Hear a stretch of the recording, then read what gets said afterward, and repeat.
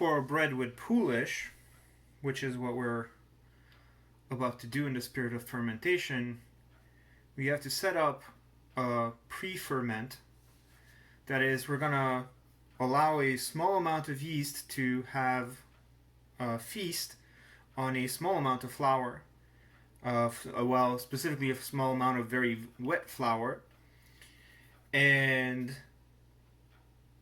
we're going to use that about 12 to 14 hours from now to make the rest of the bread. So to begin with, we need 250 grams of flour. I am using, well, this will be risky. I am using King Arthur's all-purpose flour.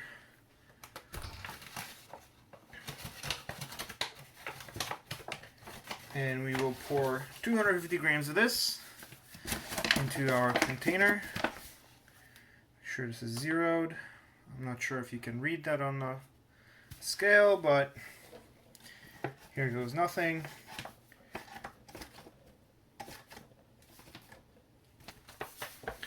So that's our 250 grams of flour. We're going to mix this with a very small amount of yeast. So the instructions call for 1/16 of a teaspoon, and I don't have that small teaspoon, so we're eyeballing it because that works perfectly fine. And then 250 grams of water. So I tend to be brave, and I pour to measure.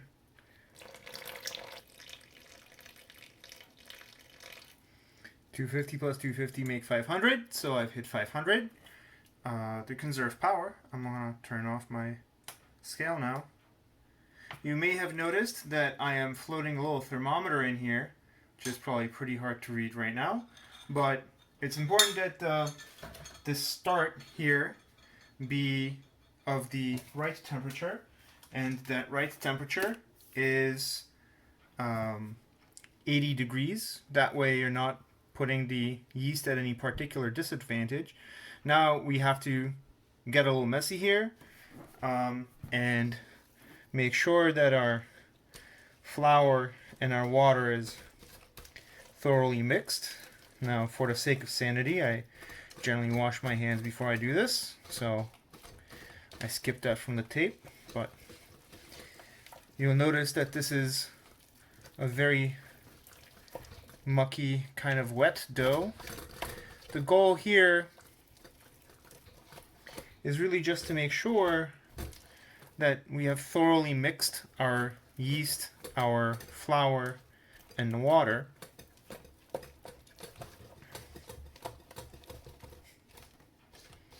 This is hardly the most professional way to do it, but you'll also see it's very, this is not thick enough that we'll be able to make bread directly out of this. By tomorrow, those yeast will be chowing down on the sugars in our flour, and there will be a whole bunch of bubbles and whatnot fermenting up, so that adds a whole lot of flavor because of all of the byproducts that the yeast are generating. Very similar to brewing, the yeast generate a whole bunch of flavor in our bread, so the more you tend to let the yeast feed ahead of time, the more complex flavors you can get.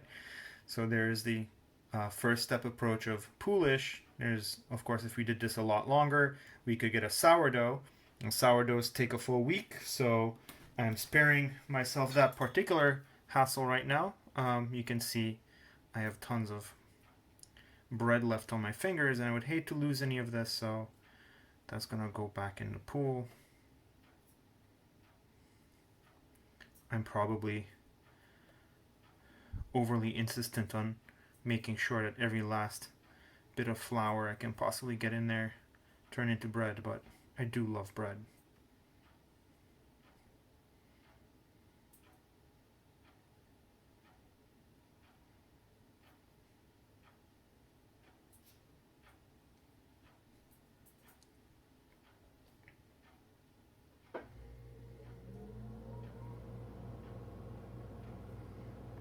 We'll cover this up, accept some losses.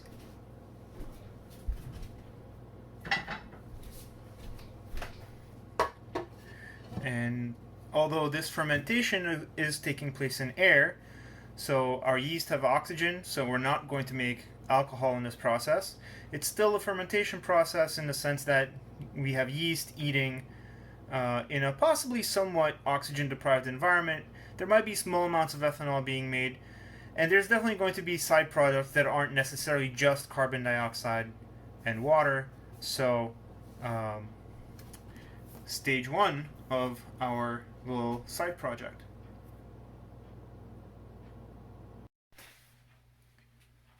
It's been about 10 hours. Let's take a look. So you can see that's definitely kind of getting a little bubbly. It's not active enough yet that we're seeing constant bubbling, which is what we're waiting for. So let's give it a couple more hours.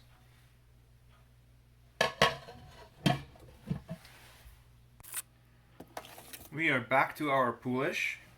It's been just about 12 hours. Let's take a look. You can still see that it is pretty active. You can see a lot of little bubbles forming. And you can even see a little bit of active bubbles popping and whatnot. This is either a little bit past its prime or it's a little bit short of its prime, depending on exactly how well I did my eyeballing of the yeast. But looking at it, we're just gonna give it a go. So we gotta loosen this up with some water. We're gonna add relatively warm water. It's about, here's my water. It's 105, 110 Fahrenheit. So I'm gonna loosen this up with about 125 milliliters of water.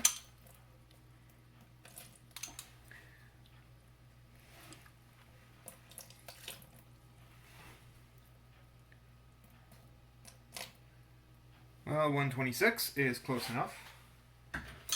We need the rest of our flour, so we're gonna move this off.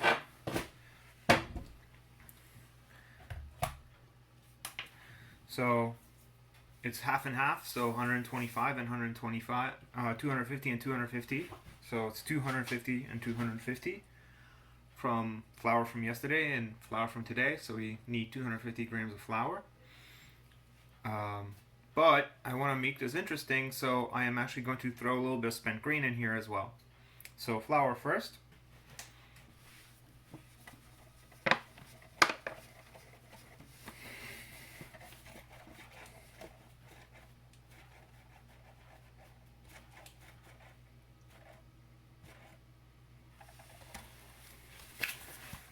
So that's 250 grams of flour. It's actually slightly too much, 253, and I like to be precise. So don't worry, that flour is not going to waste. That's going out on my mixing board, so I will eventually end up using it.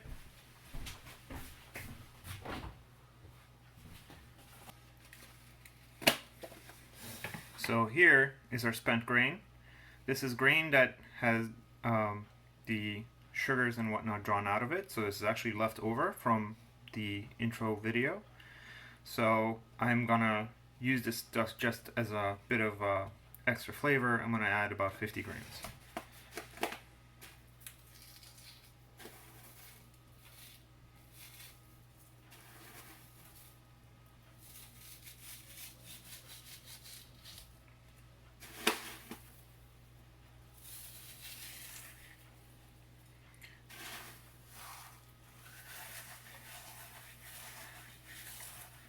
Sometimes I like to mill this stuff, but in this case, I'm just giving it a little bit of a hand crushing action here. I usually replace wheat with this stuff, the flour with this stuff. The biggest problem with that is that the spent grain has a very different relationship with water than flour. And so it tends to not really add,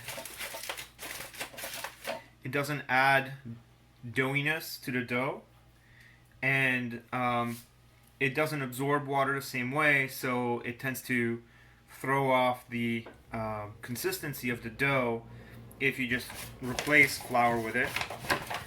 Now, there are recipes online where they use very large amounts of this stuff, but they usually add other things like eggs, and I'm just using water, flour, yeast, and salt. So I'm going to combine our assets here. So the weight is no longer super important, and I'm just going to dump the flour into my fermenting starter here. So you can see there's a little bit of fermentation going on in the mix, and I'm using spent grain, so this is absolutely 100% beer related. So we're gonna give this a bit of a stir first so that it's more homogenized.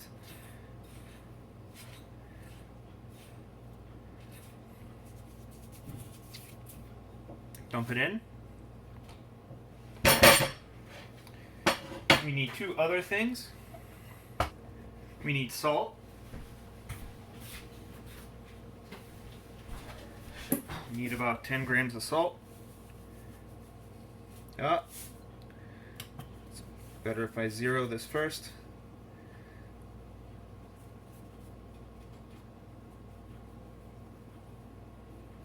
This balance is not the greatest at the very low gram numbers, but it does okay. There we go, 10 grams of salt. And then, again, our yeast. Yeast is always the key in this entire endeavor, whether it's bread or beer. Since I need fractions of a gram, well, so I need about 1.5 grams. 1.5 grams is very poor to be measured out on this scale, so I am going to measure it out by volume.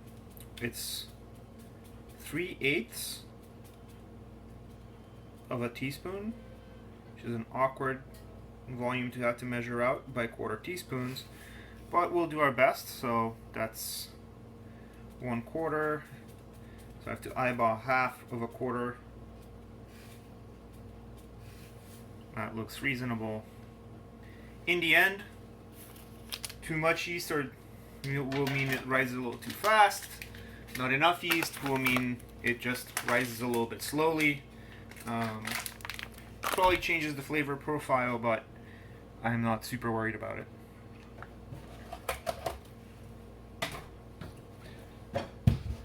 So now back into this mess, we want to get everything evenly mixed as much as possible ahead of time, and then we're gonna have to stir this thing.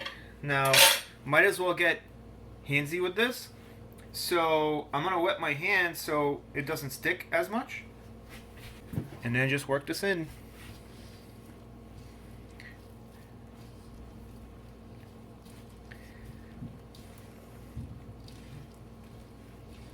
You can see that initially the pre-ferment was sticking to itself and not really incorporating the flour, but as we roll this over it again and again and again, it is starting to mix in.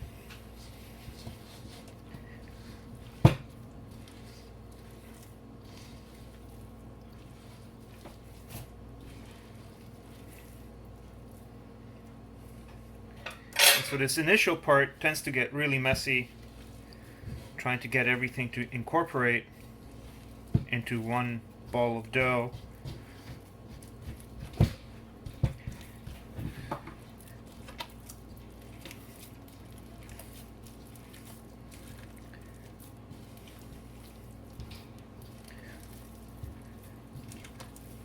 You can see that as this gets worked, it will get doughier and doughier. Initially it's very mucky, but as we're working the proteins in the flour, the gluten to be specific, that protein changes its structure, which allows for this to become more and more bread-like in nature.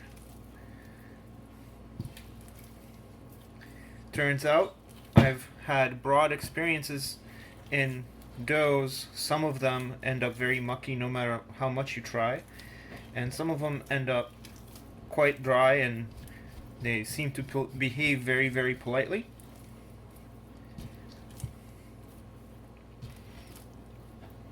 But almost all of them have turned into bread. I would say all of them turn into bread, but in some cases the bread was very, very dense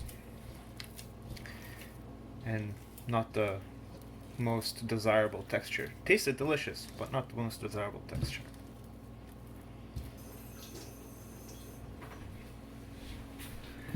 Re-wetting my hand occasionally helps limit the degree to which the dough sticks.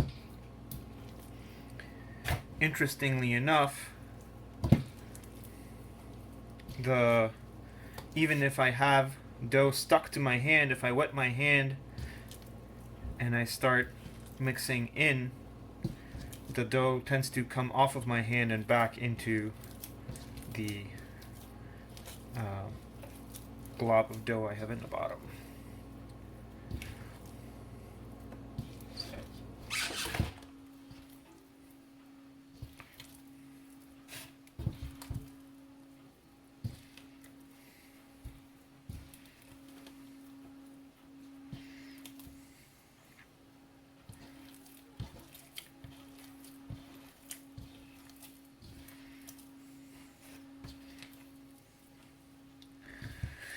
I think this dough is just going to behave this way. I don't think I'm going to get it to be a very neat ball. That's okay. We'll give it a few more folds over time.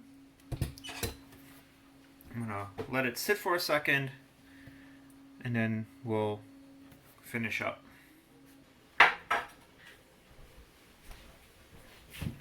Alright, that's rested for a minute. We'll give this one more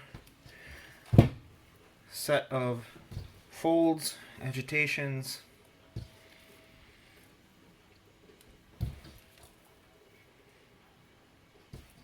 This is definitely on the muckier side of experience I've had, but I am not worried.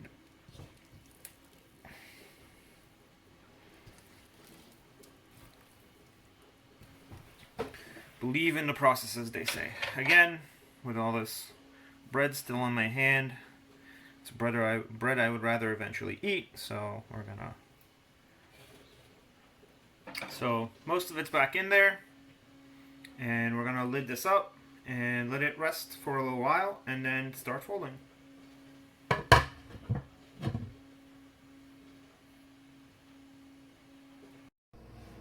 So it's about half an hour in.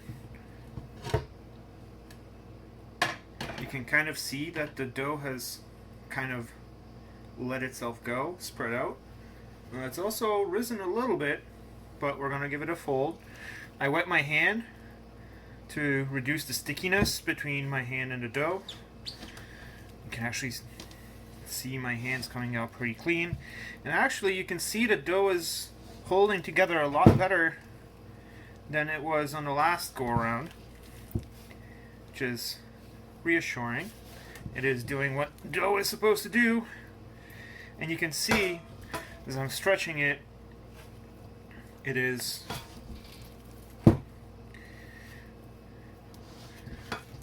firmer and firmer as I stretch it. We're going to give this a flip, kind of keep it stacked under itself. That's one fold, and now we wait. We're going to do a second fold. You can see it's reassumed this kind of lumpy shape, but it's definitely getting bigger.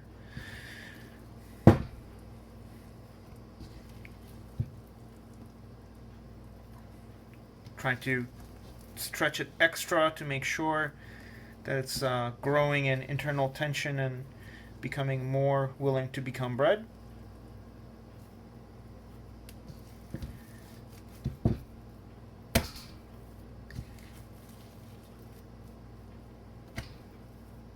You'll notice that it looked like goo when I started, and it's very quickly tensing up.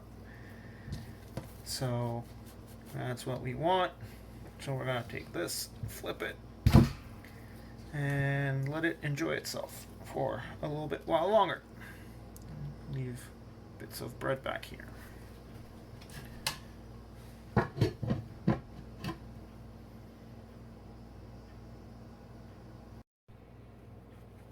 We're going to give it a third fold. Let's see how it's doing. Still growing.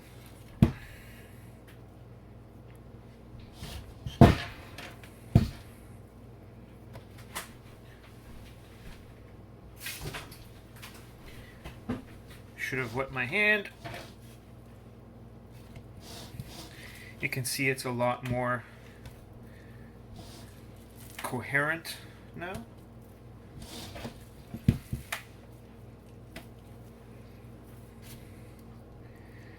So this is looking like it's supposed to. I'm gonna give this an hour. It should probably be ready to do some proofing by then.